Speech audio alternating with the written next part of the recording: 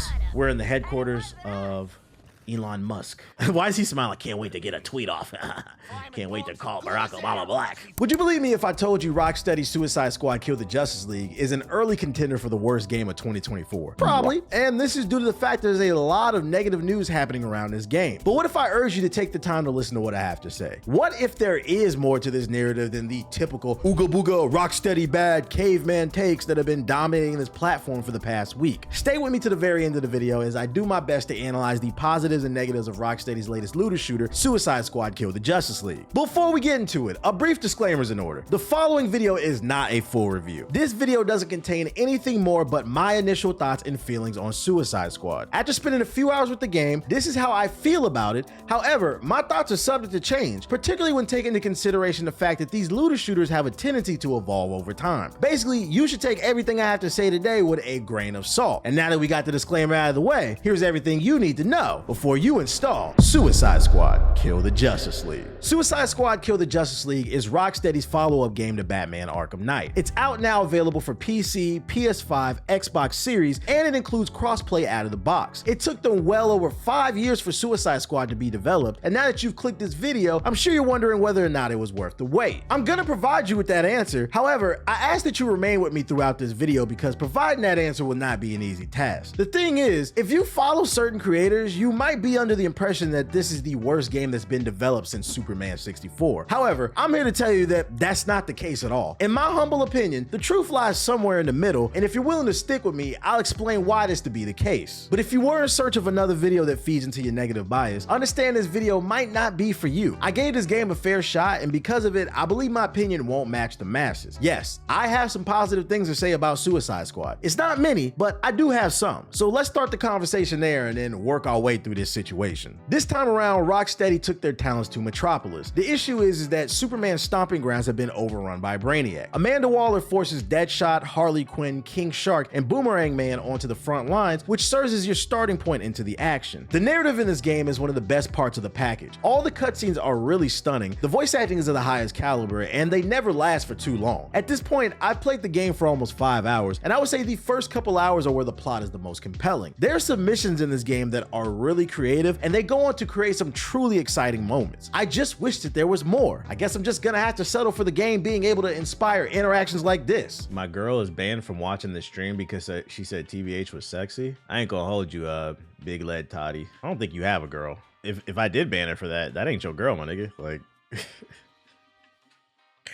like if that's actually true, like I wouldn't have typed that in the chat. Like that's a L, dog. Like I like there's some stuff you just take it to the grave, dog. The city of Metropolis is the complete opposite of Batman's home, Gotham. It's colorful, it's flashy, and it's packed with a lot of scale. For the most part, I enjoyed the way the city was designed in this game. I've come across a few videos that have been circulating online in which individuals compare Metropolis to Gotham, and I found them to be completely unfair. When compared to Metropolis, the light reflections in Gotham will naturally be different due to the fact that Gotham is a gloomy city. I do not believe that this is an accurate comparison, and y'all really need to stop reaching. Additionally, I've witnessed people expressing their disapproval of the fact that the open world is devoid of any lively NPCs. Once again, I believe that this is yet another unfair criticism, but if this were any other open world game, I would most likely agree with you. I mean, think about it. If Brainiac is kidnapping people and turning them into slaves, then why would the city be filled with NPCs running errands and drinking coffee? Like, be for real. Let's use some critical thinking. It makes perfect sense when in the context of the plot, and it seems as though people are merely playing this game just to shit on it. But back to the positives. Complimenting the scale of the city is my favorite aspect of the game, and that's the movement. If there's one thing this game gets right, it's the movement. Of the 4 playable characters, I enjoyed moving around as Deadshot, King Shark, and Boomerang Man. The fact that Deadshot possesses a jetpack is self-explanatory. King Shark, he does super jumps in a manner that's reminiscent of the Hulk, and he's surprisingly smooth and intuitive. And Boomerang Man, oh my god, I love this. He's my favorite in the game. He has the ability to teleport and use low-level super speed, and it's just a blast to use. If I were to compare the mobility in this game, I'd say it's something akin to Crackdown 1 or Saints Row 4. After you've mastered the controls, you will be able to finish off foes in the most stylish manner. Now, you might have noticed I didn't name Harley as one of my favorites. I was not a big fan of her approach to things. In order to swing around a city, she makes use of a grappling hook and a drone stolen by Batman. The easiest way to describe her movement is just imagine Peter or Miles had to do a brief cooldown before each of their swings. As a result, her movement is sluggish and awkward. That's the experience of Harley, one of a bloated Peter Parker. Spidey would have cooled that.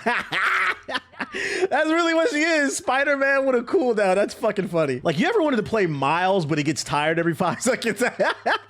That's Harley Quinn. Whee! What's up, fellas? And while we're on the subject of Harley, I must say I was not a huge fan of her in general when it comes to the gameplay. Simply put, I didn't like the weapons that they gave her or the way that she fought. The only place I really think Harley shines is in the story when they give her a chance to get off her little funny quips. If you're big on humor, I'm happy to report that it's pretty decent in this game. It's fairly hard to make me laugh, but there's a couple moments in my playthrough where either I smiled or I legit laughed out loud. Who's cutting his hair in Arkham? That's what I want to know. How his lineup so crispy? Is he doing it himself? Isn't Deadshot supposed to be white? Wait, did he just say isn't Deadshot supposed to be white?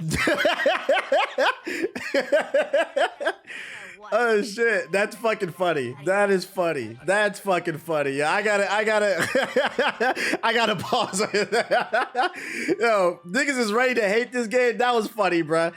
You know what? They don't even got to explain it anymore. They just joked about it. Yeah, they broke the fourth wall. I give them the clout for that. That was funny. Now let's move on to the combat. You're probably already aware this is a third-person shooter that focuses on looting. On a fundamental level, this game is playable in terms of its mechanics, but there's a likelihood that you've already played this game before if you've ever played a third-person shooter. So Suicide Squad is not a terrible game, but it is painfully mid. The main gameplay loop is uninspired, and it makes you wonder what exactly they were working on over the course of the past 5 years or more, apart from the visuals and the movement. Now, that doesn't imply there's no fun to be had with the game. It's more so the fun will wear off rather fast, and then you'll realize that you're performing duties without giving any thought to them, almost like you're playing a third-person shooter version of Dynasty Warriors. In my opinion, the aspect of the gameplay that stood out the most to me was the fact that it never evolved, and to tell you the truth, I have a feeling it's not going to evolve by the time the credits roll. I have no issue with the way the levels are designed or the shooting mechanics. It's the lack of adversity, variety, mission structure. Those are my primary concerns. During the numerous hours that I spent playing this game, the only thing that was required for me to do was to fire at the same generic purple aliens that appeared in the tutorial, with the exception of the occasional heavy enemy. When the heavy enemies do spawn, the only distinction they have is they have more health than the regular monsters. Due to this fact, every enemy fights in the same manner, and this game doesn't present any kind of difficulty. Whatever difficulty I did encounter was a result of my own making. It wasn't that I was having trouble adjusting to a new creative fight. Rather, I was being surrounded by hundreds of enemies on the screen, and I just wasn't thinking about it because I turned my brain off while playing it. The missions in this game are boring, and they get boring quickly. They consist of defend the computer missions, rescue the hostages, and single player domination. To make matters worse, the user interface in this game is sensory overload. Suicide Squad is likely to take home the award for having the most shit on screen at once, if there is such a thing. It's just too much content on display at once, and the use of bright, vibrant colors stressed me out. There were times where it was too harsh and it caused my eyes to hurt, so I had to take a break from playing the game. The menus do provide you with the option to turn this stuff off. However, I chose to keep it on because the developer meant for you to play it in this manner, and it also allows you to determine how much stronger you've become throughout the game. One more thing that bothers me about this game is that there are some weird design choices implemented. The game has a number of side quests, and one of them involves the Riddler. He is basically upset that Amanda didn't include him in Task Force X, and as a result, he's now hidden riddles for you to solve all throughout the city. In addition to the fact that it seemed completely out of place, it also gave the impression that they were simply trying to appease Arkham fanboys rather than creating something original. And due to the conflict of interest with the schedules of all my friends, I was never given the opportunity to participate in co-op play. As a result, I've been playing the game by myself, and I must say the AI is terrible. During single player, the rest of the team will be flipping and dipping with you throughout the city, which is an awesome sight to behold. It's just the AI does not provide any assistance for you in a fight. That means that most of your deaths will be the result of being outnumbered and outgunned. And then you have the glitches. The fuck is King Shark doing? Oh no. Oh no. Rocksteady. Oh no.